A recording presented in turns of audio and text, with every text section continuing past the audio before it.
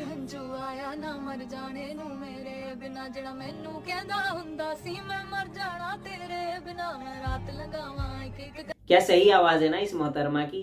अब एक सैंपल 2 भी सुन लेते हैं।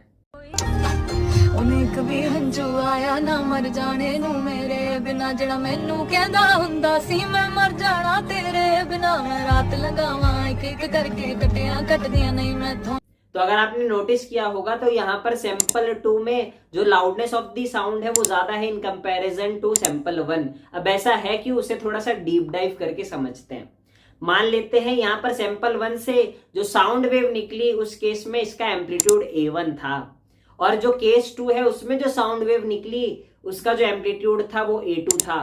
तो एक्चुअली में इस बात को समझिए कि हमारा जो लाउडनेस होता है ना वो एम्पलीट्यूड पर डिपेंड करता है, और सेकंड केस में एक्चुअली में A2 जो है, जो सेकंड केस में हमारा जो एम्पलीट्यूड है वो ज्यादा है in comparison to amplitude of the case 1, और इस वजह से जो लाउडनेस है वो हमारे केस 2 में ज्यादा है, सैंपल 2 में ज्यादा है इन कंपैरिजन टू सैंपल 1। और इस वजह से सेकंड सैंपल के केस में हमें जो है जो वॉइस है वो और भी ज्यादा लाउडर सुनाई दी है इस मोहतरमा की।